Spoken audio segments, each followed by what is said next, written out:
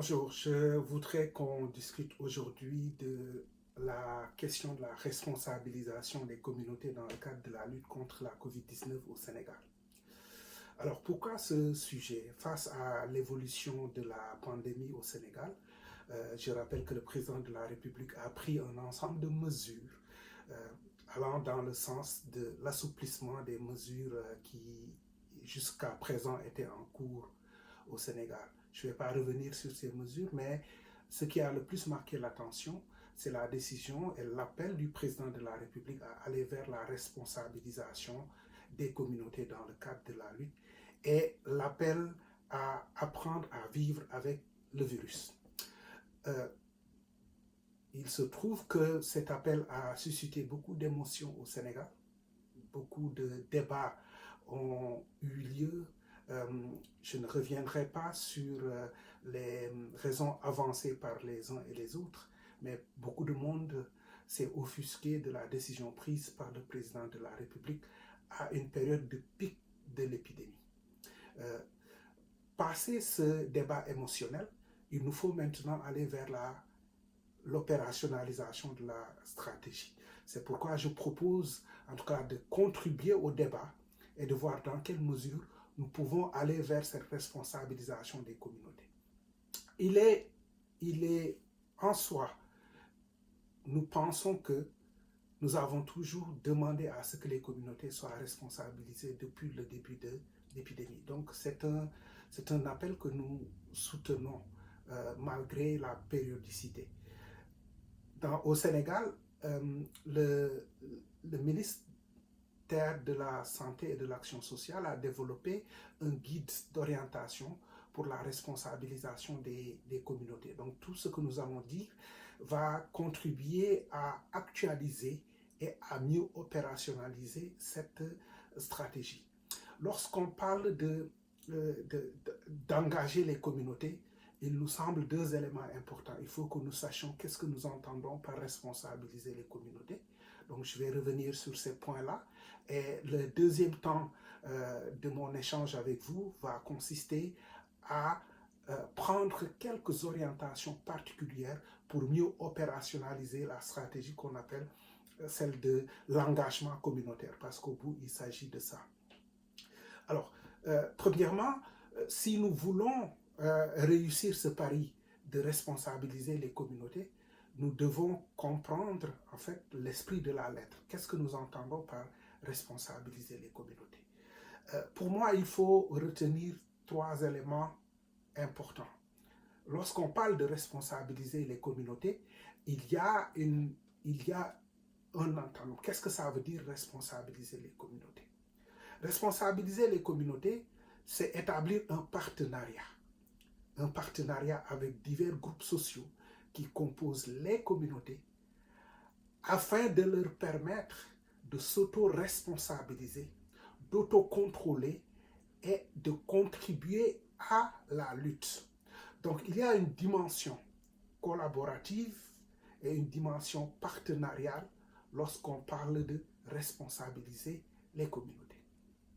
Premier élément que nous devons retenir lorsque nous parlons de responsabiliser les communautés, cela suppose d'abord de reconnaître la reconnaissance, de reconnaître que les communautés ont des capacités d'agir, ont une intelligence sociale et peuvent valablement contribuer à la lutte contre la COVID-19 au Sénégal. Premier élément important. Reconnaître. Pour reconnaître les capacités, cela veut dire qu'on accepte que les populations sénégalaises, elles ont un savoir-faire et un savoir-être, malgré les critiques qu'on peut faire. Un savoir-faire qui peut être mis à disposition pour mieux favoriser l'application des mesures barrières. Donc, premier élément important, la reconnaissance. Si nous ne reconnaissons pas les capacités, nous ne pouvons pas responsabiliser les communautés. Qu'est-ce que ça veut dire reconnaître les capacités d'acteurs? C'est ne pas se mettre à la place des communautés, ne pas penser à leur place, écouter la manière dont elles conçoivent les choses et travailler à intégrer cela. Deuxième élément important, c'est que lorsque nous reconnaissons les communautés, leur engagement suppose le partenariat. Le partenariat avec les communautés, la collaboration avec les communautés. Collaborer avec les communautés, établir un partenariat, cela veut dire se mettre à leur côté et cheminer ensemble, mais pas se mettre devant elles et leur demander de suivre. Le partenariat, c'est établir une relation d'égal à égal pour travailler à mettre en œuvre une stratégie. C'est demander à des acteurs, des groupes sociaux, de pouvoir initier des actions, de contribuer à toutes les phases de la mise en œuvre d'une activité de santé publique, depuis la conception, la planification, la mise en œuvre, l'exécution donc, et l'évaluation.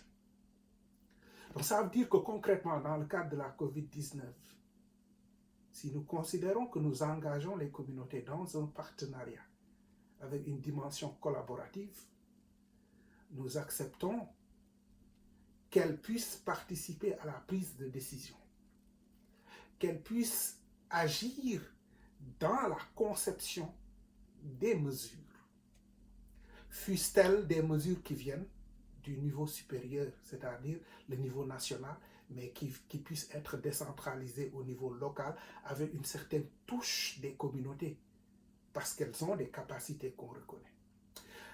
Travailler à la collaboration, c'est aussi dans la mise en œuvre. Dans la mise en œuvre que les différents groupes sociaux puissent se retrouver au devant de la scène. Donc la dimension partenariale, elle est importante, mais elle n'est pas possible sans des relais. Les relais communautaires. C'est qui les relais communautaires? Concrètement, l'approche développementaliste, on pense souvent que les chefs de quartier, les religieux, les leaders religieux, les leaders coutumiers sont les principaux relais. Oui, ce sont des catégories importantes qui disposent d'une certaine légitimité. Cependant, le Sénégal dispose d'un tissu communautaire très développé où nous avons les comités villageois, les comités de quartier, les comités de santé. Nous avons les groupements de promotion féminine, nous avons les groupements de jeunesse, nous avons différents groupes sociaux qui existent, les ONG de la société civile nationale et locale qui peuvent contribuer à établir ce partenariat, c'est-à-dire à être le pont entre les communautés et le ministère de la Santé, si je peux le dire ainsi. Donc cela veut dire que pour jouer le rôle de pont, il est nécessaire de travailler à ce que les personnes qui sont désignées puissent être des personnes légitimes. Qui est légitime pour représenter les communautés? Il nous faut comprendre que ce ne sont pas seulement des catégories de la démocratie populaire classique. J'entends par là avoir un chef de quartier, avoir un président de la jeunesse, avoir une présidente des groupements de promotion féminine. Oui, mais ce ne sont pas toujours. Ces personnes disposent d'une certaine légitimité traditionnelle, institutionnelle. Mais nous savons que dans les quartiers, nous devons tenir compte d'autres formes de mobilisation qu'on appelle les mobilisations à bas bruit, au ras du sol. C'est des personnes qui n'ont pas forcément de statut institutionnel comme ça, mais qui disposent d'une légitimité. Cette fois-ci, il s'agit d'une légitimité charismatique. C'est des personnes qui ont un certain charisme, qui peuvent être reconnues beaucoup plus par les communautés que, par exemple, un chef de quartier. Cela est d'autant plus vrai que nous savons que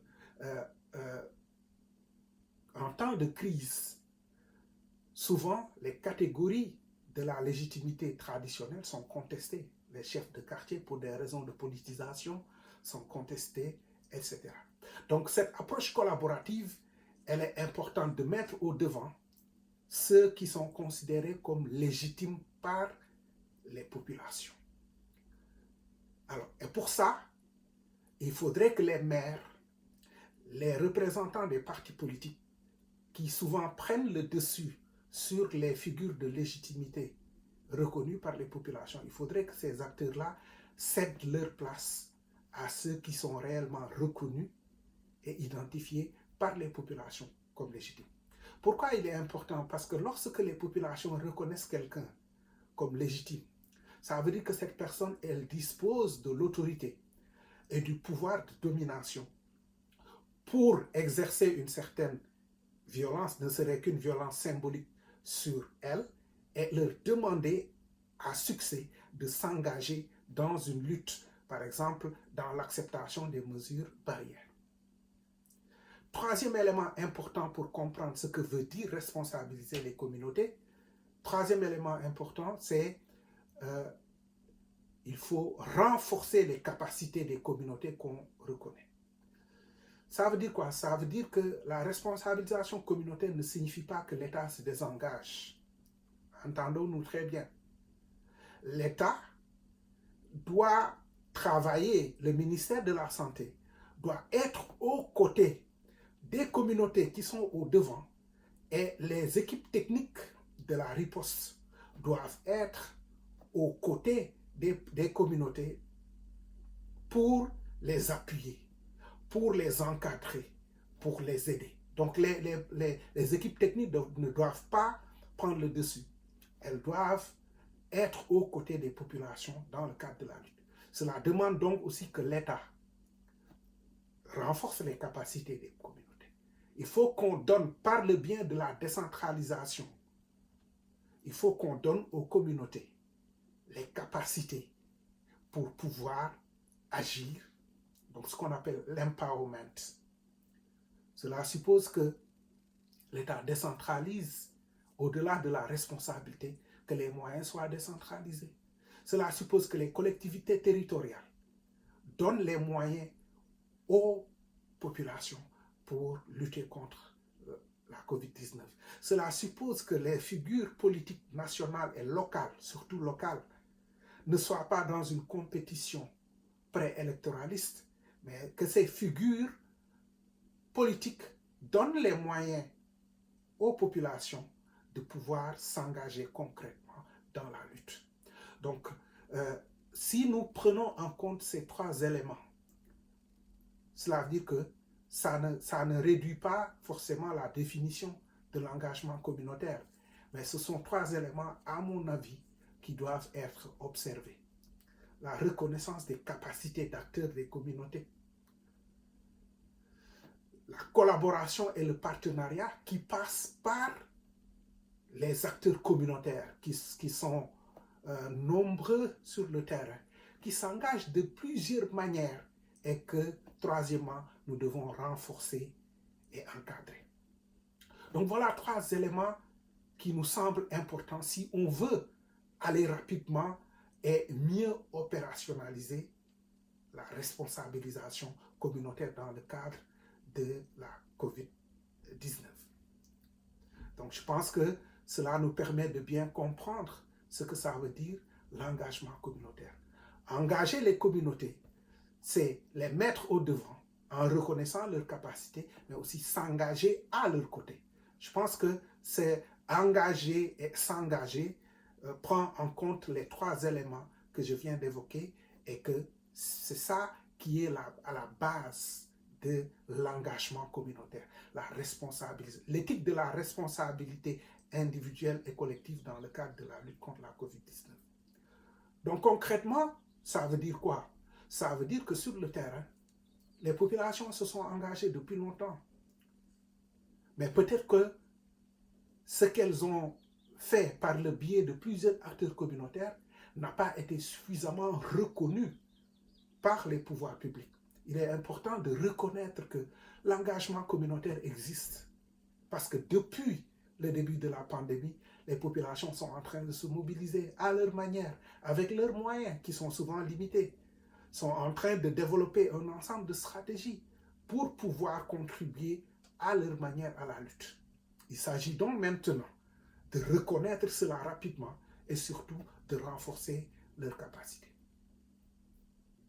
Donc voilà le premier point que je voulais aborder avec vous dans le cadre de la responsabilisation communautaire.